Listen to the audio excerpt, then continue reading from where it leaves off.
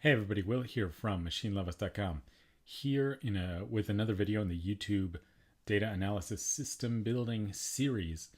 In this episode, we are taking a script that we have been working on that will pull data from YouTube data, and store it. Right now, if you are following along, I think what this snippet just does is pull YouTube data information and stores it. And we get a lot of different data on YouTube videos.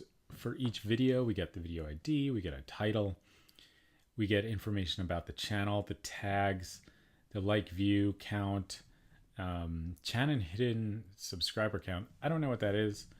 I'm going to also save the keyword that we use to search.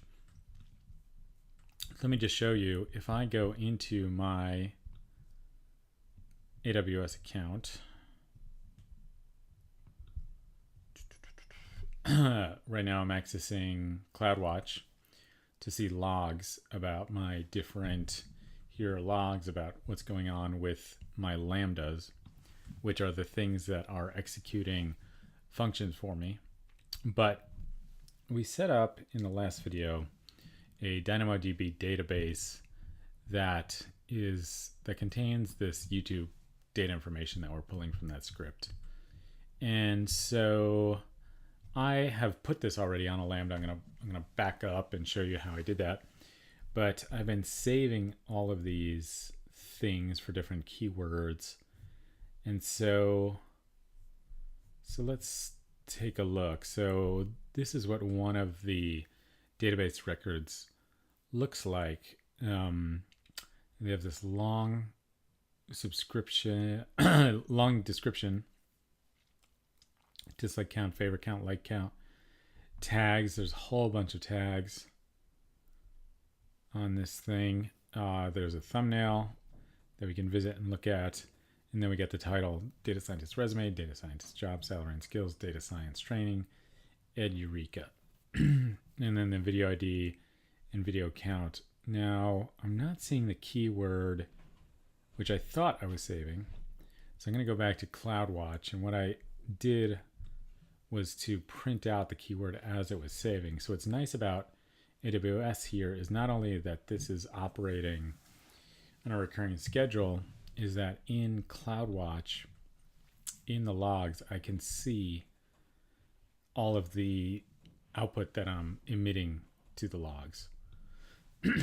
So all of these print statements that would normally go to the console are being captured by CloudWatch in AWS for me, and I can go through and take a look at them. So this is when it ran last, and it'll give you some errors. So here is what it's doing. It's saving all of this information. And so it's not updating with the script that I want it to be. So I'll have to investigate that. But right now what I'm going to do is jump forwards from the beginning and go over how to set up this AWS Lambda. So stick around for that. Okay, so if you recall, this is the script that we had been using to just do this locally via console. Just go through and get the keywords. I had two keywords: data science, data engineering, and we had this all set up to do this. So what we could do is, just using this name statement, iterate over these keywords and do it. So I'm going to update the keywords here. Instead of data science, I'll just do like Python for data science. Okay, and then if I go, here I am in my console. If I go Python, now this is in data main.py, it should do all of the things that we want it to do. You'll see all of these are titles of the videos, and it's saving them to the database. So there it is. So I could go back to that AWS database that we went through and see like Python for data science introduction and see that. So what I like to do at this point is I made another directory. I'm calling it lambdas because I think there are going to be more lambdas that we want to save, and we need to keep them separate because for a lambda to work properly, we need to save the dependencies.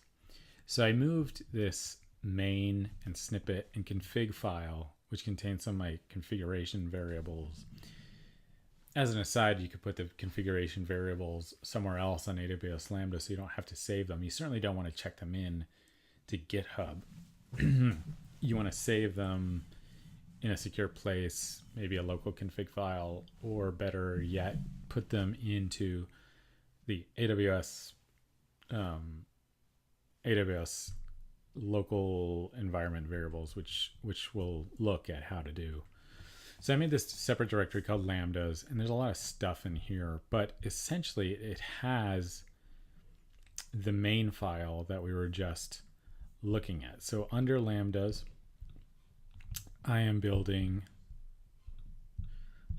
have made an API data directory in which are the the Lambda handler, which is essentially just a wrapper around the main function. So I took our main function and onto it I put around it I wrapped the Lambda handler, which is our entryway into AWS. AWS needs, you don't have to name it Lambda handler, but it needs something to access that takes two arguments, an event and a context.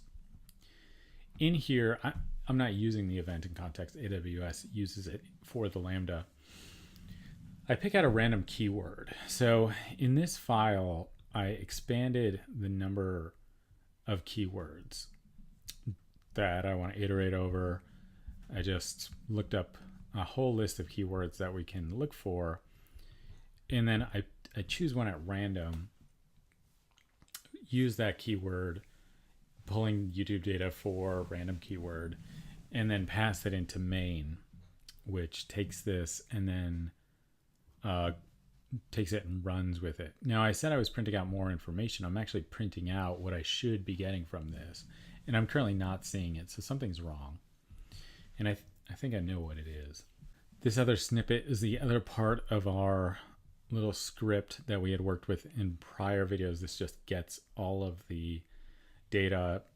It looks like I was just looking at this. I essentially just move this over.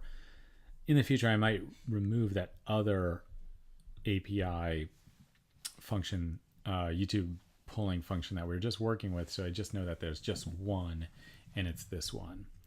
Okay, so let me go back here. So I have clout, and then I could do an ls on clout on lambdas, and in lambdas I have all this other junk that I actually don't need. I just want to keep API data. So all of this stuff is just stuff I have in there accidentally. So I'm just gonna delete all of it. Get it open. Okay, so I have lambdas, API data, which is what I want, and then all this other junk was just done by accident in here.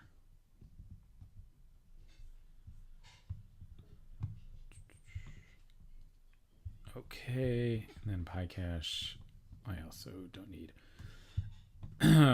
Okay, so I should just have in lambdas API data, which is what I want. So the issue with lambdas and why I do make it its own little its own little folders is because you have to pip install locally the the packages that you need. So what do we need? We need Bodo 3 is one of the packages that we need, and we need to install it locally into the folder. So I have to install Bodo 3 -t and then // will get you the packages installed locally into the folder right where you are. We don't want this installed globally. we need to install it locally because we're going to zip up all of these files and then take that zip package and put it onto AWS Lambda. So I need Boto 3. I think that might be it. Not sure what else. So if I do that, there might be another package that you need. This, and when you install Boto 3, it installs all these other packages. And then what I need to do is zip this up into a zip file. I'm just gonna look up how I do that.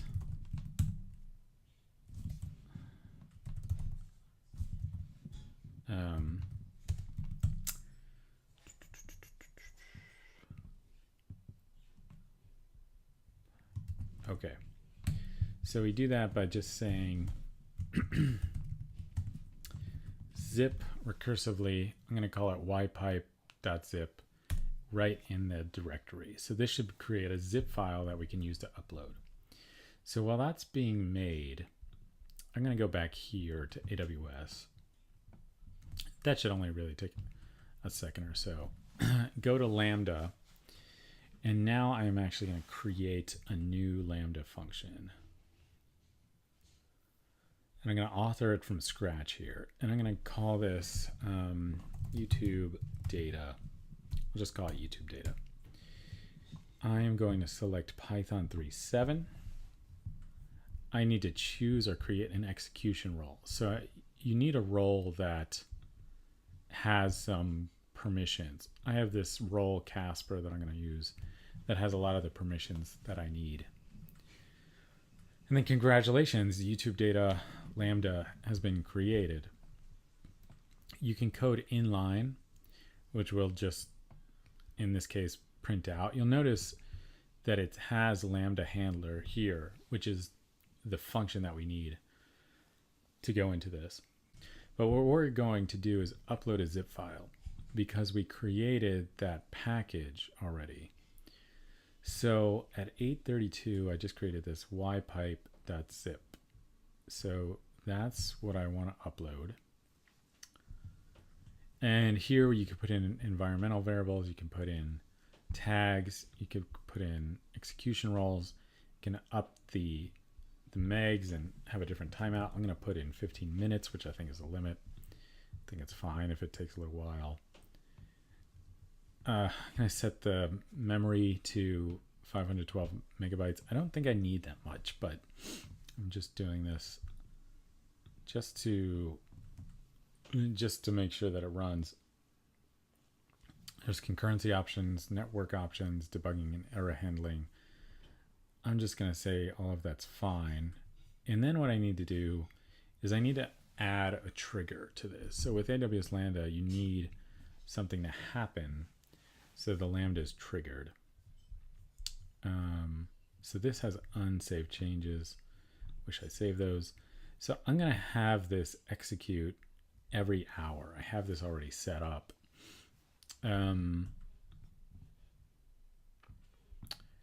So that's pretty simple to set up. You can just walk through it. You just add, essentially just say rate 1 hour.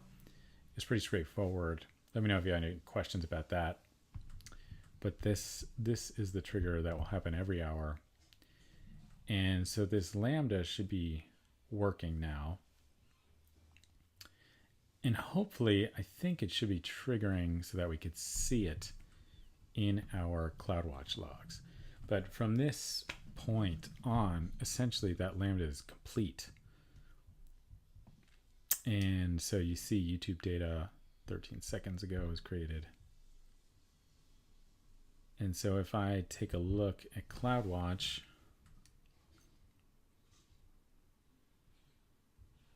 I might be able to see it. I'm not sure. No, because it hasn't executed yet. Let me go back. Let me set this up to see if I can get this to trigger. So if I go to YouTube data, And if I change the trigger from every hour, I'm going to delete that. And I'm going to add a new trigger, and I'll just walk through it here with you. So let me create a new rule. I'm going to say every minute. Every minute might be too much. Every 3 minutes. Just to see this execute.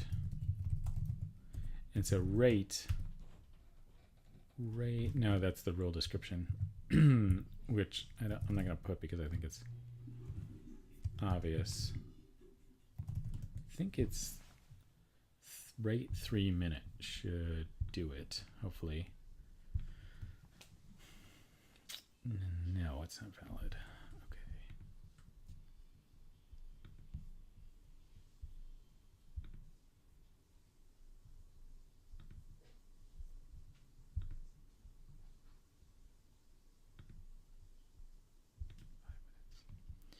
Okay. Okay, what I need to do is create a new rule every 3 minutes, and then the rate is going to be 3 minutes. Okay, so let's see if that works. Okay, so every 3 minutes this thing should trigger, and hopefully I'm not at my limit for the day on the YouTube API. I found that 10,000 requests per day is kind of low when you're doing things like this.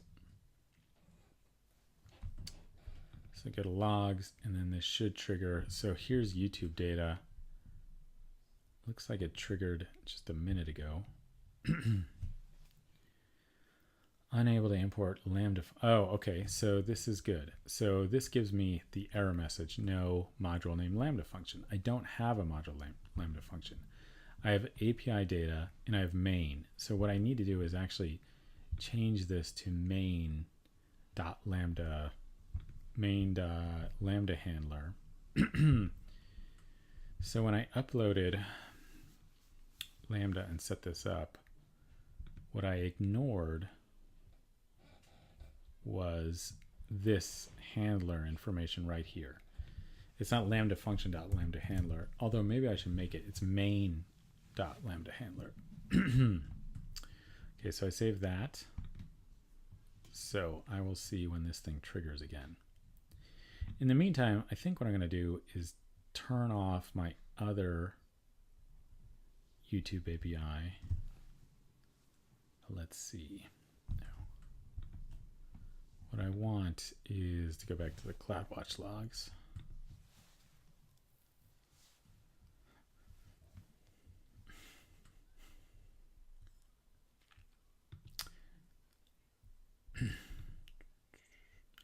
Okay, so I'm going to wait for this to trigger again. Let's see if I have any new logs. So it tried to import again and couldn't. I was at 39.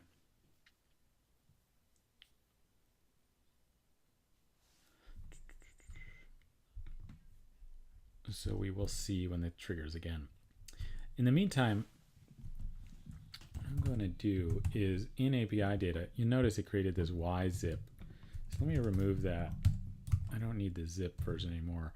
But what I can do is create a bash shell script that will allow me to make up to updates and then automatically put this on AWS. And this is what I do just to update things so that I don't have to keep uploading that zip file every time. So what this does is it changes the directory into Lambda's API data. And then what it does is it recursively zips into this pipe. I'm going to call it YouTube pipe.zip. And then it uploads, it's going to upload that YouTube pipe zip into AWS. And then delete the zip file. So that whenever I make a change, I I don't need to go through the practice of zipping it up myself and then putting it on Lambda. I could just run that. Okay, so these logs have run. So it did give me some tracebacks, which I'll have to look into, but it also gave me all of the data that I wanted to. So this is the printed out version, the raw data of actually what I'm saving, which is great. So the keyword that it's looking at is data scientist qualifications. And this is the data that I'm saving. So it gave me the ID, which I can go now into AWS and look for that. So whenever I want to take a look at what data is being saved, I can come into the CloudWatch logs and check it out. So it's actually working. I'm going to first check this out, that this piece of data that we just looked at is actually in this collection. So I am going to query here the ID, and it is in my database collection, which is fantastic. So it does have the keyword. This is exactly what I want. Now what I'm going to do, so I don't incur more cost, is I'm going to shut off my other YouTube data API. I could keep it on, but I am running up against the the limits for the YouTube data API, 10,000 requests a day.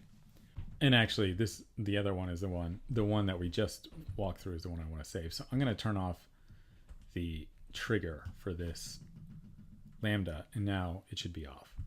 So you notice I have other Lambdas too.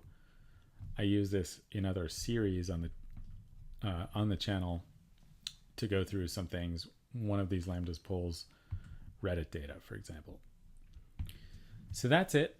We are going to, so we have this DynamoDB database that is populating with YouTube data. In the next few videos, we're actually going to use it. We're going to start using the data that we're collecting to do some things with it. So stay tuned for that. You'll notice so far it has almost 3,800 items. So it's filling up, but this is why we built the pipeline. It's just going to start flowing into this database, and then we will start using it in the very near future. So stay tuned. Thanks for watching. Like, subscribe. It always helps. Let me know what you think, and have a great night, everybody.